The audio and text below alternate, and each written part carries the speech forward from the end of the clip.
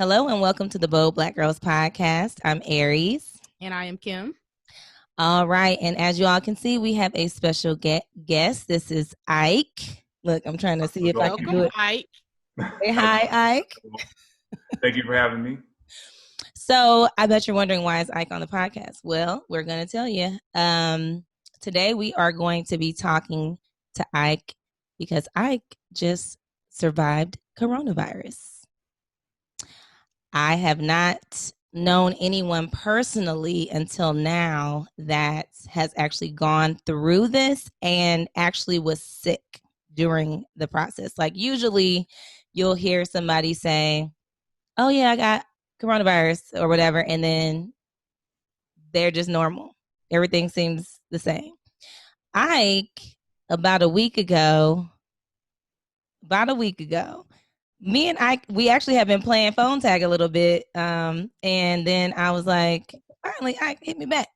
And when he got on the video chat, he was like, guess what I've been doing the last 3 weeks? And I'm like, what? I thought he was telling a story because we're like in this asshole group together. We call it the asshole group. It's like just a group of people that just talk smack and tell jokes and stuff all day. But I was like, he's joking with me right now, but then I'm like, no, he started telling me the real story and what was going on. So I told him that he needs to share this because I think that I know for myself, even though I've been at home quarantining and minding my business and trying not to get sick and everything, that some people have kind of taken it a little bit lightly because they're like, well, maybe it's not so bad. Maybe I'll be asymptomatic, or whatever. But Ike is a young man. How old are you now, Ike? I just turned 33 last month. Ike is 33. He works Happy out. birthday. Right. I know. And you were dealing with this during your birthday. Yep. Actually, on the day of my birthday, I was on the couch just riding this thing out. Wow. Yeah. So Ike works out. He does the CrossFit. He's in the gym. He covered the guns up for y'all, but normally he has the guns out. You know what I'm saying? So this is a young person, and he went through this experience. So I want to walk through that with you. And I know, Kim, you probably got a lot of questions. I got questions, about kind of. Didn't have any underlying conditions. Like you said, very healthy. Right. No underlying conditions.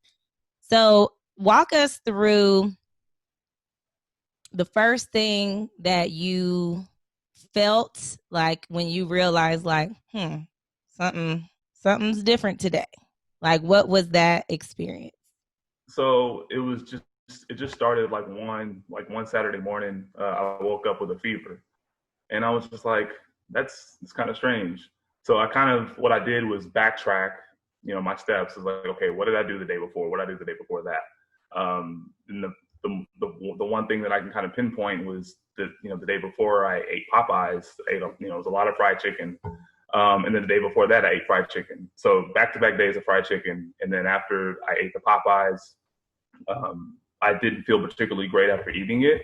But, I just, kind of went to sleep just normally or whatever. And then I woke up with the fever. So, okay, I thought it was weird. I thought it was maybe something consistent with regards to food poisoning or something like that. So, later, the day goes by, I drink fluids and, I'm relatively fine.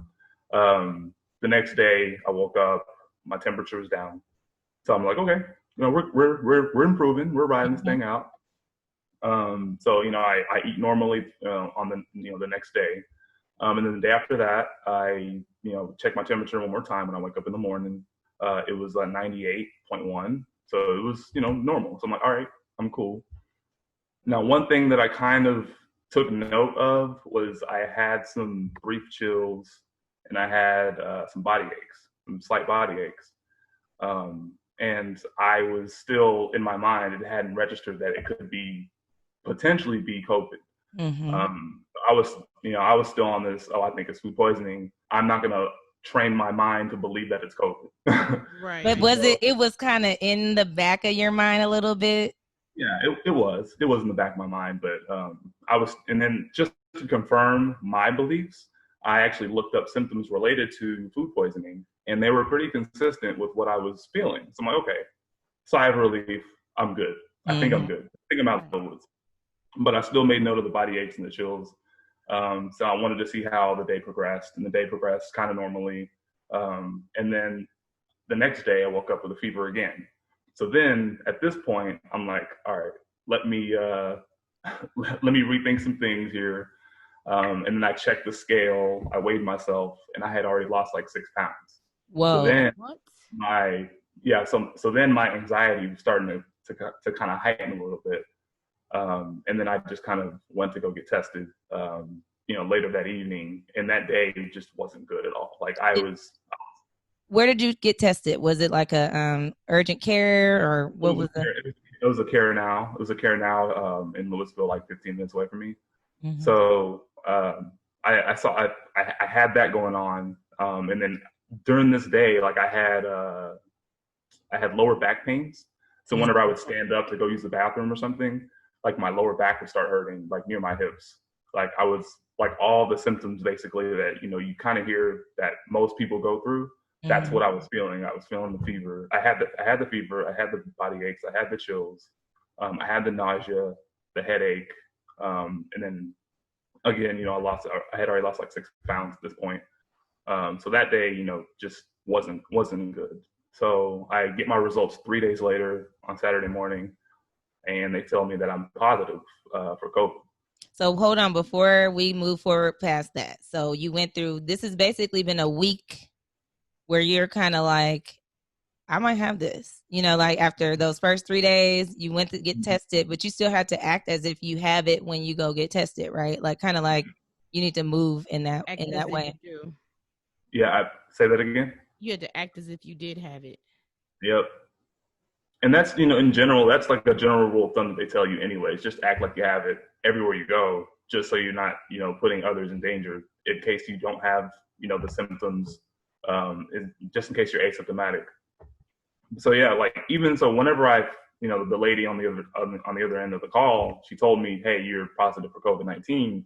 That's another thing in and of itself. Like just knowing you officially have it, like that trips you up mentally. Like that was another day that was not good for me, like right. in terms of, feeling good or anything like that. And then at this point, like I had already lost like 4 more pounds. So I was like up to 10 pounds lost. Like I was just losing weight. I was just losing weight. And you're not like a big dude. So for you to be losing drastic amounts of weight, I mean, it's going to show, very obviously. Yeah, I could see like I was able to see some parts of my ribs that I wasn't able to see before.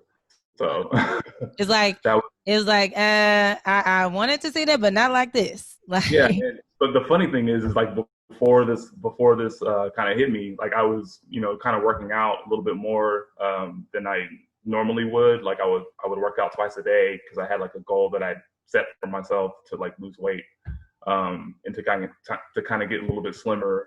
And then now like I got hit with COVID, and COVID just said, hey, you know what? We got you. I got you on that. I got you. COVID is a gangster.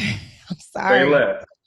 So the mental, you talked about the mental when you got the call. I just imagine like, someone calling, just be like, it's real. Like you kind of like, I might have it. I kind of might have, like, you still kind of like, I'm hoping they say no. And it's just like the flu or something else, and then you get that. Were you feeling like scared? Were you feeling like, how is this going to affect me?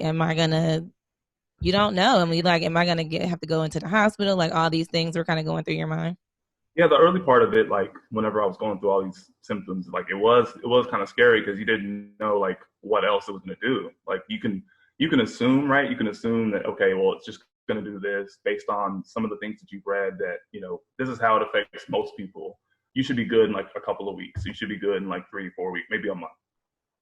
But early on, like I was just kind of, it was just the fear of the unknown. Like you don't know what else it was going to do to your body. You know what it was currently doing and how you were currently feeling, but you didn't know if this was the worst of it. You didn't know if this was just getting started. Like there was a lot of questions like that I asked myself, like, damn, like what else, does this virus have in store? Who was your support during this time? Who knew, like, who were you talking to about? Because you have to then you have to trace back of who you had been around or any of that stuff. Like, who was your support system? Yeah, my just my brothers, my some of my family members, they kind of helped me out, and then my girlfriend, obviously, she helped. She gave me some good tips and some good advice on how to deal with this. And hell, even she didn't believe it at first. Like, she was kind of like, "Wow, really?" So it was there was a couple of people that I kind of just confided in, and they called me, checked up on me, gave me suggestions on certain things to do, certain vitamins to take, certain supplements to take, and just kind of just implored me to take care of myself. And the biggest thing that I did was just drink fluids, drink a lot of water, drink a shit ton of water, drink a lot of tea, with with lemon, with honey, with ginger, all that stuff, and then you don't really have, I think over like the first week and a half, I didn't really have an appetite as much. You didn't. So whenever your stomach growls, that's when you have an appetite. I didn't have that. Like, I was just eating because I needed to put something in my body. So you were just kind of forcing yourself to eat, even though you knew you were like, I'm not really feeling like eating right now, but I'm just going to do it. Did you lose any of your taste or smell? That's what one of the people say that. My taste was fine. I lost a little bit of my smell. Actually, I lost a lot of my smell because I had just gotten new cologne for my birthday, and I had to spray it on my wrist and basically touch my wrist with my nose to smell it. So I was still able to smell it. Look, let me pause this. I gotta tell the podcast. Ike's been smelling good, y'all. Ike got that. He is a man that smells great. Like, how you'll just come across people and you're like, everybody knows it. He is known for smelling good. So for him to say right now that he could not smell the cologne, I'm like, we really got trouble right here. Okay, I can't smell that cologne. Okay, it's part of the mental part of it too. You didn't know if your sense of smell is going to come all the way back again. Right. There's like a lot of things that I've seen is like 25% of people who lose their sense of smell or lose their taste while they have this don't get it back. Don't get it. Like, they haven't gotten it back. Oh wow. Yeah, I'd have to go back and read that for to definitively, but it's a low percentage of people that actually get it back. So that was another part of it that was just like, wow, I don't know if this is gonna happen, but eventually it came back, so we're in the clear there. So, did you sleep a lot, Ike? Were you sleeping a lot, or were you? I was sleeping a lot. I was sleeping a lot. You're really, really tired during this whole thing. You do get a lot of rest, I would say. I didn't have trouble sleeping at all. It was mainly, you're gonna be pretty fatigued. You're not gonna feel like doing anything. Even I was working through this entire thing as well. Wow. It's another part of it. I would just do certain things, like certain small, deliverables, and then just go right to my bed, go right to my couch, and just rest. Did you tell your job? I did tell my job. I told them everything that I was feeling, and they understood. So, like, somebody would ask me to do something, and I would, provide it to them and to say, hey, look, after this, I'm clocking out for the rest of the day because I can't. I'm done. My energy is maxed out. Yeah. It was probably mentally draining as well, like to even try and do a deliverable. To think. Yeah, it was. It was pretty taxing. Because your body internally it's fighting, right? Your body is trying to fight this thing off. That's tiring. Like, and you don't see it visually, but inside, all those blood cells trying to protect you or whatever is fighting some crazy virus stuff. Yeah, you have to try to at least move around as much as you can while you can, when you have the chance to at least just walk around. My apartment's not that big, but I would just kind of walk around and pace a little bit as I could, as I got the energy. But for the most part, I was pretty tired and pretty fatigued. And how is your energy level now? Like, I think I'm mostly at my mostly normal energy levels. I think I'm pretty good now. I've started working out a little bit more. You know, I think the last couple of weeks I started, you know, with small, you know, walks here and there, and then I would start, you know, to ramp up the activity a little bit with like, you know, push-ups and like burpees and things like that on my patio. I don't go to the gym anymore. I'm just going to be doing my quarantine patio workouts for the time for the foreseeable future. So what were some of the things you were doing before, as far as, because you still don't really know where you got it from? Mm-mm.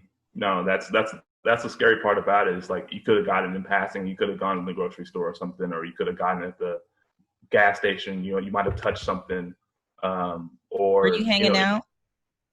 I wasn't hanging out. I wasn't hanging out.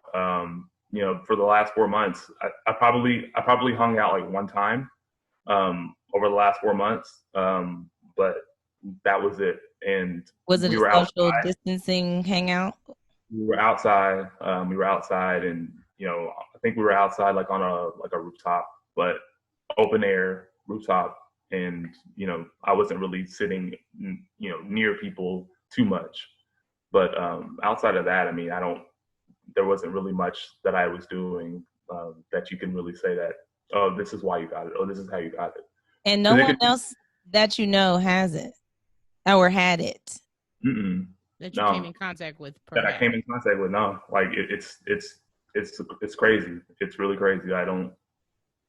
Do they make you trace back, like, because I know they talk about contact tracing and all this stuff. Like, what did they have? Did they call you and have you? Yeah. So there's an official from Denton County that called me, and she was just kind of asking me all these questions about, okay, well, where did you get it?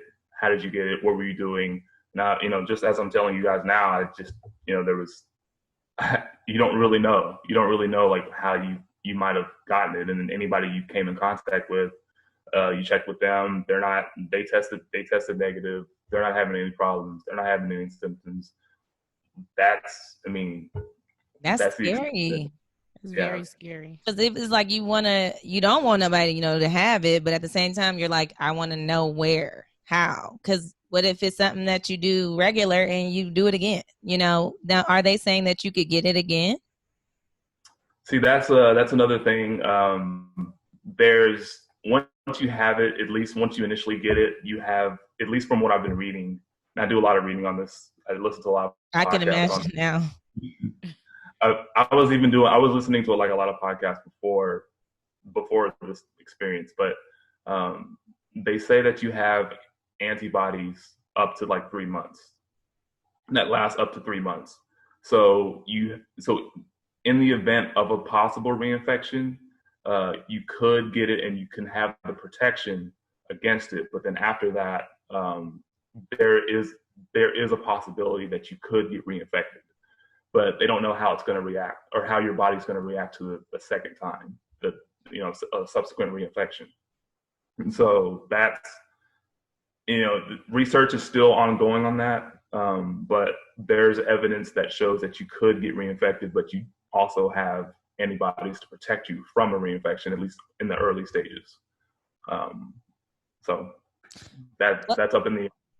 What was like the worst of it for you?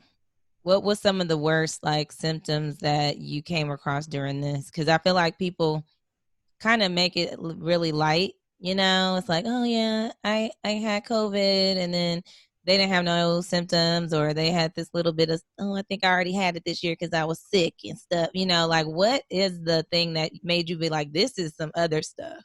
Like this is not normal. Yeah, what would trigger it? Because I know, like, I've had some headaches, but these headaches were, I believe, allergies. And I'm like, oh my gosh. So I start Googling COVID symptoms. I'm like, it's a headache.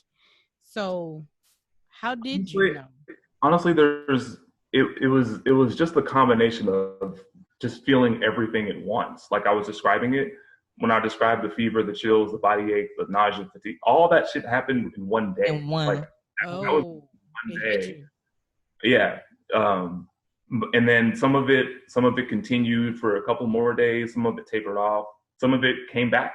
You know, like, you know, there was something that I was watching the other day, and they call this virus the yo-yo virus, because one day you're feeling good, the next day you're not, the next day it's somewhere in between, next day you're worse, next day you're better. So it just varies.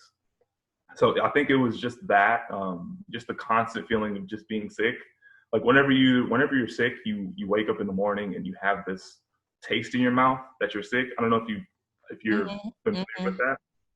Yes. I felt that for like about 2.5 weeks. Like I felt that every morning I woke up and I just knew that I was sick. I knew that I had something going on in my body, that's like the flu. So yeah, that was kind of, there wasn't really just you know, one day that just really stood out. Well, except the day that I just described. But it's just a consistent feeling of being sick. That was probably the one thing that I can really, really pinpoint. You mentioned something when we talked before about like your heart beating and like some different, because I've heard this recently now that I've talked to a couple people who have it or had it. It's like as soon as you talk to me, I feel like I came across multiple people that had this that I know now, right? So people saying like So my heart was beating super fast, or this happened, I woke up out of my sleep, like different stuff like that. Did you have any of that? yeah, so that happened. Let's see, like I think 2 weeks into the 2 weeks from my first symptom, I was sleeping on, I think it was a Friday or Saturday night. I can't remember what day it was, but I was sleeping and I was that was like probably like the first day that I felt like I couldn't really sleep. I was tossing and turning, and then all of a sudden, like I started feeling like really really uncomfortable when I was in my bed, and uh, I started getting like really hot. So I got up to kind of see like what's going on. I started to walk around, started pacing, and then my heart started racing. My heart started racing, um, and then I started like having some sort of like panic or anxiety attack, and so that I didn't know how to handle it, and I started shaking really bad, started hallucinating. So I went to the ER, just to take precautions because I didn't know what the hell it was. It was What was just Right. talk about that part, the hallucination? Like what was it feeling like? What was the um, hallucination about? it's similar to like you being you know similar to someone being high, but then you know that it's just from a high. But in this case, it's not. It's not that, so you don't know where else it's going to lead. So that was probably like the scary part about it. Um, and and I started like shaking like really really bad, and I started shivering a little bit. And then yeah, so subsequently I went to the ER and they put some IVs in me. They did an EKG exam for my heart. Nothing was wrong with my heart, so I was good there. And then they ran a chest X-ray, and then they found a little bit of pneumonia in my left lung.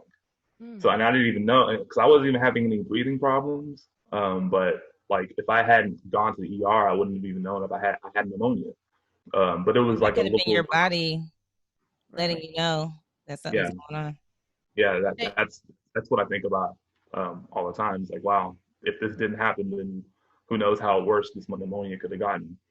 And exactly. so it Hey, was just a little bit. It wasn't anything like really.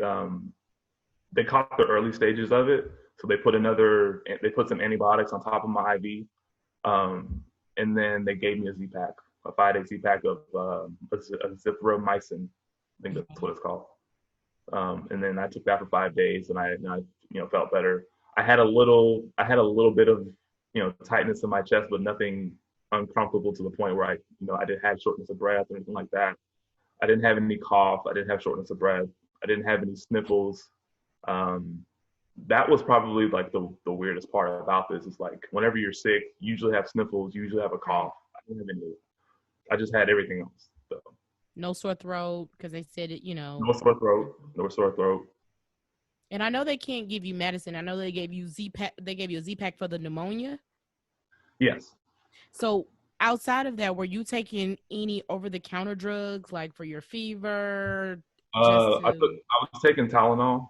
That was the only thing that I was taking, and that was working. That was helping a little bit, just kind of alleviate some of the pain that I was having with the aches, and then the headache, and then obviously it's a fever reducer, so dropping my temperature down at least those couple of days where I had the fever.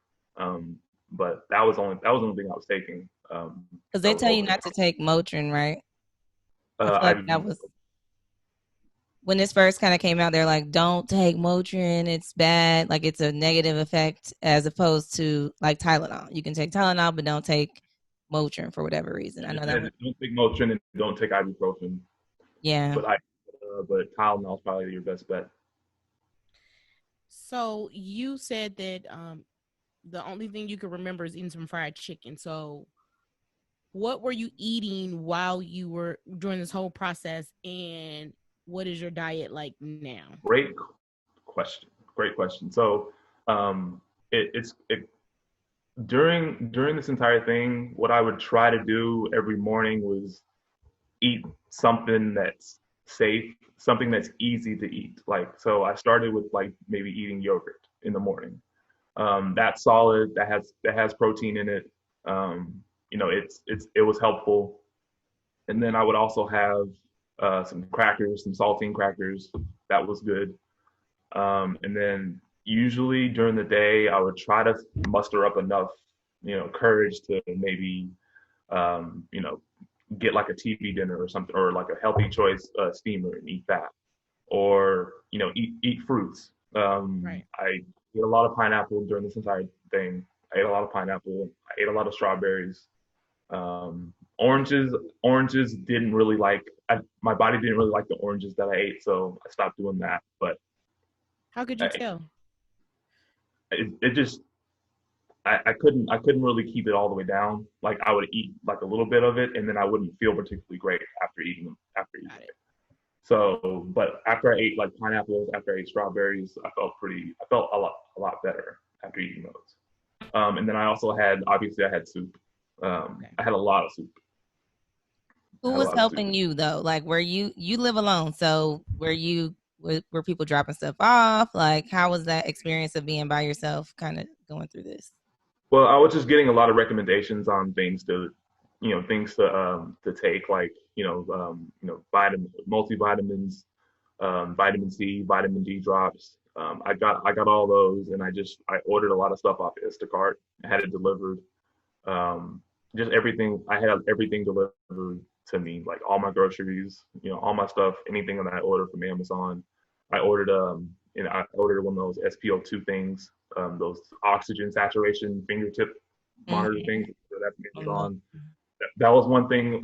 The lady at the ER doctor told me to get, just in case I would have like one of those episodes again if I did, because she says if it's over a 92, the top number is over a 92, that means you're fine. So I check that. Ever since that day, I check it every single day just to make sure that I'm getting enough oxygen. And so I've had a lot of stuff just delivered, and I've been mostly taking care of myself. How is that experience? Like, is that mentally, like, being solo for this long? How have you been feeling as far as like mentally, just like being by yourself? Because have you been able to see anybody since this? Not really. No, not. I wouldn't say. Just the only person I saw was my girlfriend, and that was it. Nobody else though. I've just been really isolated. Really, really, I haven't seen anybody. But no, I mean, honestly, it's not really that bad, because as long as you're getting the stuff that you need, and you're getting the support you need from the people that matter, that's the most important thing. Even if you do live alone, you still have people. You're saying it's not that bad, the being alone apart, but the getting it is bad, right?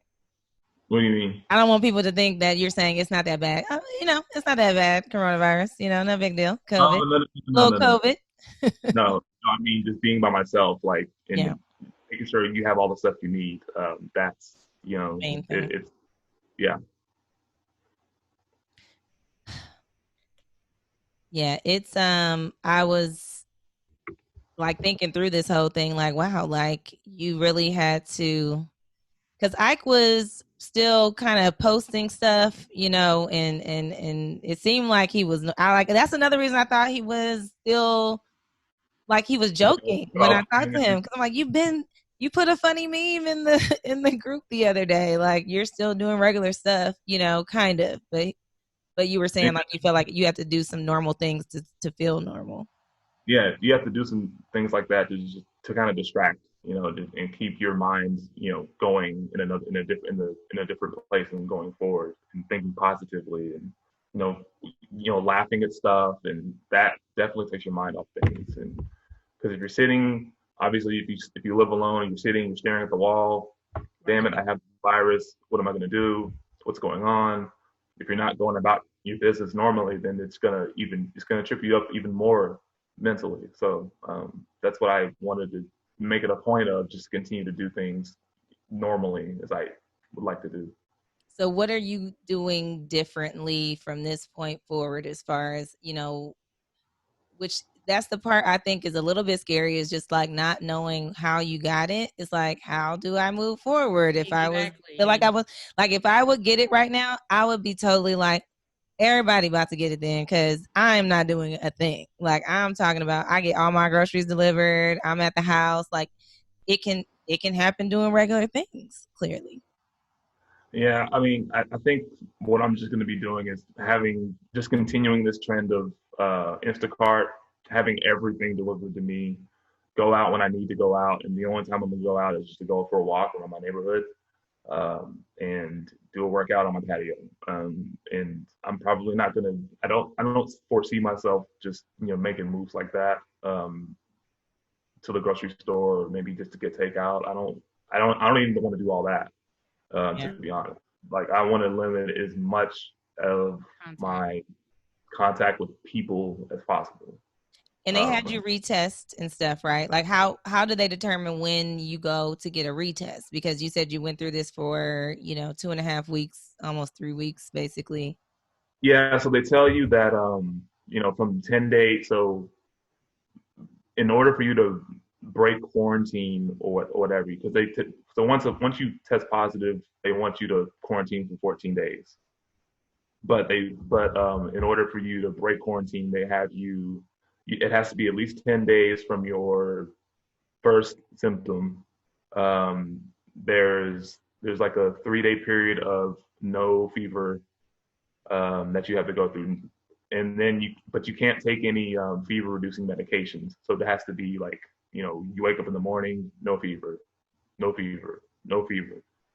And then you have to have 2 negative tests within that's at least 24 hours apart, before you're able to break quarantine. So you took two? Yeah, I've had my 2 negatives. So yeah, so those are the general guidelines they gave me in one of their pamphlets whenever I left one of the clinics. That are pretty much required. Some people kind of they do maybe 1 negative test, or there's a lot of moving parts there. But that's what I follow, because this is my first time dealing with this, so let me just go ahead and follow it to a T. Yeah. Before I'm able to eat it, before I'm able to go out anywhere or walk anywhere. And so I have a question, because I'm a former insurance industry. When you took this test, did they ask you for your insurance, or because I heard there was controversy about that?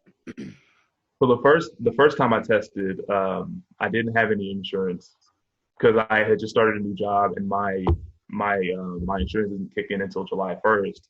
I got tested on the June 23rd, but this place that I went to said, if you don't have insurance, that's fine. You don't have to pay. We're not going to ask you for any payment. So basically, I was able to take the test for free. Okay. And in that same place, I got retested once. I got retested. They didn't take a payment again either. And then I went to another place to get my second negative test, and they did not take insurance, but they still charged me $200. But they said that all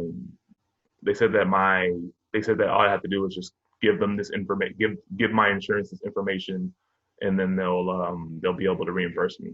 So I'm in the process of doing that. I could have not made you pay. I don't understand that part. Right. Yeah, they said they don't take any insurance there. So, but once you call your insurance and you tell them, hey, I went for a COVID test, you give them, these different codes or whatever, I think you should be fine. You should be able to get the refund. What are some of the lingering effects that you're feeling right now after you got the negative test now, you've gone through this? What are some of the lingering, either like physical or mental, things that you're experiencing now? Well, mentally, I'm a lot better because you got the monkey off your back, right? You don't have to worry about that. Damn, do I still have this thing? It's like out of your body. But physically, you're not at the same level as you were beforehand. So and I just use this example because obviously I worked out a lot. I was pretty intense with some of my workouts, and I'm not able to get to that level of intensity quite yet. So you have to build back up to certain levels, of your cardiovascular fitness. So I think that's probably the biggest thing. Is just physically you're not where you are or where you were before. So you just kind of have to build back up to that. And I think at least within the next couple of weeks I should be there. So I'm just taking it slow. I don't want to overdo it, and just overextend myself if I don't have to. Did you ever have like a cough or anything like that? No cough. Never had a cough. Never had a single cough.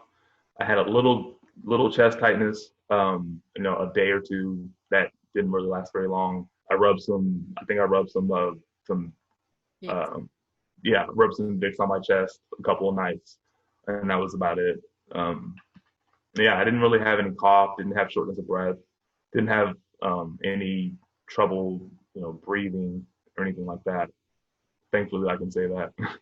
Are you continuing to take vitamins? And if so, what vitamins what's your vitamin regimen? Yeah, I am. I'm still taking those vitamin D drops and doing that every day. I'm taking a vitamin C pills, and I'm also taking the gummy multivitamins. I'm still doing those every day. I've been on those gummy multivitamins since this thing started. I was not taking multivitamins at all. Yeah. And then I started, and I've been faithful since this kind of early March, basically. Were you taking vitamins before COVID, like vitamin D? Because I heard. I was not. I was not a vitamin person, but I became one. Real quick. Okay. But I became one real quick. Yeah. I was not really big on vitamins. I was told that, these, I used to, obviously everybody used to take vitamins when they were younger, when they were kids. But I stopped doing that as an adult. But now I'm back doing it again because you just never know these days. Build up immunity as much as possible. So you did share with us what you were eating during. What has your appetite increased now? Yes, that's a good point. So my appetite is probably, I think I would say it's finally back to normal. Like I can eat pretty much anything I want to now, or anything that I was basically how I was eating before this. That's how I'm eating now. Well, that's how I can eat now. Like I have a full appetite, and you feel when you're hungry. It's like, okay, I need to eat. Okay, I need to eat. You feel when you're hungry now. And before, whenever I had this thing, you weren't really feeling when you were hungry. Like you just had to eat something because just for the sake of eating it, just to get something in your body. So I think that's the biggest difference. And I think that about a week and a half ago is probably when I can pinpoint, okay, my appetite is 100% back. And are you cooking more, or are you doing any takeout? Just a little bit, just maybe once or twice a week. Right. Everything else I have, I got a bunch of groceries delivered, so I'm just using. I have a lot of frozen foods. I have soup. I still eat soup, and I still eat like my fruits and stuff like that. So I'm still like trying to eat a little bit better overall. But every now and again I would, kind of dabble in this. What's the 3 things you would tell people, going based on your experience? Just take this seriously. Like that's the number one thing that I can probably pinpoint. Just take it seriously. These perspectives that you have, that it's not that big a deal, that it only kills 1%, or like just you have to stop being selfish. Think about others. Wear a mask. I mean, it saves lives. You know, people are dying every day from this thing, and you want to make sure that you're doing your part to make sure you're not the cause of those people dying. Like, just be smart, be kind, and don't be selfish. If you know, there's a lot of things that I see each and every day. You know, people in these large groups, you know, not distancing and anything like that, and it just makes me cringe. I mean, it, it seems like people are there's certain people, and I see it a lot, even in my own network, where they're hanging out like no mask. They're still, just because it's your family and they're having a big thing in the backyard, it's still a lot of people together that were not quarantining together, right? So you don't know where they were. yeah, And you don't know you don't know who they were in contact with, but you know, and one last thing, like if there's a question about whether or not something is safe to do, chances are it probably isn't. If you have to bargain, if you have to kind of rationalize it over and over and over, you probably shouldn't do it. And you should probably be smart, and you should probably just take all the necessary precautions you can, because it's probably not a good idea. I'm so glad you're saying that, because that is, it seems like that's the big argument, right? People are making this whole mask thing political. It's not political. These are real people that are Common getting. sense should not be political. Like it's kind of like just you put a mask on and you're saving lives. You're saving people from you, and like it just I don't understand why it's such a big deal to wear a mask. I don't get it. I don't get I it. don't either. I don't either. I'm like, I keep masks in the car. Like if I need to go to the grocery store, just in case. When me and the boys go walking, I got our little mask in my little fanny pack, just in case. You know, you never know. But Yeah, yeah, I mean, when you told me what you were going through, I just was like, people need to hear this, you know, even if it's just our local Dallas people, you know, just people who you know that know, like, this is a young man, help, you know, work out, do all the things. And like, you were down for like 3 whole weeks of just mental, physical, all the things that were affecting you. Like, everybody can't handle that. it's not a game. No, it's not a game. Just people need to just stop just with this perspective of it's not that big of a deal. It's overblown. The numbers are inflated. Like just stop. You know, just stop. Think about just stop being selfish and just do your part. Do your part so we can end this thing as quickly as we can. Right now, it's feeling like we're going to be in this for a while, because people are not. I know Yeah, I we're mean, gonna at least to the end of the year. that's probably being generous. I'm thinking like Right. mid next year. This is probably going to go on for another year because the way people are acting, we're not going to see the light of day until like 2022. Yeah. Right.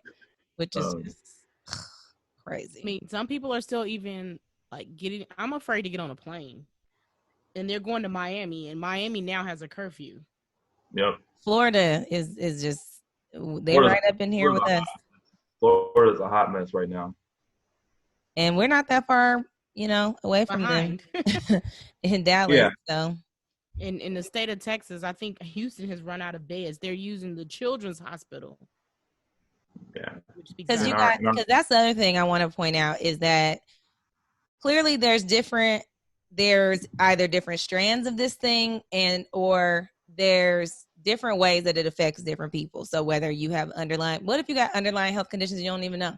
You might not know you got them, and then Yeah. this thing hits you and it affects you totally different. You had one experience. Some people have had experiences where the breathing was like the major thing, you know, and they're in the hospital with, On a you respirator. know, yeah, on a respirator. And then you got people who are like All, asymptomatic. all experiences aren't created equal. So, but You yeah, said all what?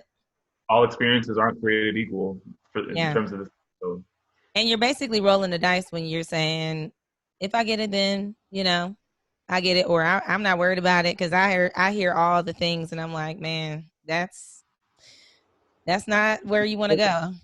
it's really sad to say this, but a lot of people aren't going to take it seriously unless it hits them or it hits close to home. Like Yeah. that's an unfortunate thing to say, but it's the truth. Like that's like I what is it going agree. to take for people to take it seriously? You know, like to take it more serious than they have been. And that's Yeah. the unfortunate thing about it is you don't know. Well, we definitely appreciate you sharing your story with us. We know it took some courage and some, just wanting others to, selflessness basically, because you could have did this by yourself and not said anything and kept it on the low, you know what I'm saying? But to share it, I mean, I know for me, it affected me because I'm like, I know somebody for real, that got it. You be hearing people saying, oh, my cousin or my so-and-so, somebody, way down the line. But I'm like, okay, no, this is somebody that I know. I've been knowing Ike for at least 5 years. Yeah. So for someone that is in your personal circle, which I said that way early on. I'm like, I'm so tired of these celebrities getting on TV saying they got it and they look regular. Like nothing's going on. You're telling us I got COVID. And we're like, so why are you telling us this? Like, it's not helpful. Right. It's not helpful to tell me that. But when you see someone that you know that's sick or, then it's going to hit home. Like you just said, then it'll hit home. Yeah. And so I really hate that because I'm one of those people where it's like I don't need to see the worst to be a believer. Like I'm looking, I'm like, okay, I might get close to the edge or something, but I ain't going. I'm good. I don't need to learn that way. I'm good. I believe I'm gonna stick with what he said. That's good enough for me. And like I said, I have some other people in my life now that I found out that have it. They've had various experiences, some similar symptoms than you, some had different. So it's close, So Kim, what would you say would be our, we always do our call to action. So what we telling people to do? Wear your masks. Wear your mask. And what Ike was saying, be smart, be kind, and don't be selfish. And don't just think about you. I live with an elderly person. So I would like that person to think about my mother, because I would hate to bring that to her. We just saw on the news here in Dallas where a mother and daughter passed away from COVID. Together, yes. Days apart from each other. Hours, yeah. In different hospitals. Yeah, it's not worth it, everybody. You can go see them whenever they're in the hospital for COVID. You can't go see them. They don't let you. Yep. Yeah. So let's be smart, you guys. You're hearing it from someone who went through this experience that's young, that probably has a lot more energy than most of us to even be able to endure all of this. I'll probably get hit with that and be down for the real count because I ain't working out like that. I'm just starting to walk. So, so we got to think for the other people. This is really a test of selfishness right now. I feel like in our country, we're dealing with how much really for the greater good. We see movies where the end of the world's happening and people got to sacrifice and do all this stuff. And we're seeing right now that people are not willing to do it. Some are, but there are a lot of people who are out here like not really willing to sacrifice. Putting on a mask, it should not be this hard. It just shouldn't be this hard. So I'm hoping something drastic happens before the year is over that really gets people to just be like, let's get this over with, guys. They said that if we start today, that if we put masks on, we could be out of the weeds in the next month. If everybody just start wearing a mask, like we could be very much out of the weeds in a month if everyone does that. Simple as that. All right. Well, we're going to leave you there. If you have any questions that we could relay to Ike after this, you can send them to us, but we don't want to bombard his messaging with all of this because people that we know now who will now know that Ike had it because even he haven't been saying anything, will probably be reaching out. So just expect that, Ike. You're probably going to get people messaging you now being like, what happened? Tell me more. I'm like, well, you got all the watch the podcast. Tell them to watch the podcast first, and then they can get all the information. If you have questions after that, then to come to him after that. So, all right. Thank you, Mike, for being on. Thank you for sharing your story and being vulnerable because, you didn't have to do it. Yeah. No problem. Thank you. All right. Everybody, let us know how you like the episode. Rate, review. Go check out the website. Get your Well Black Girl t-shirts. And we will see y'all next week. Peace.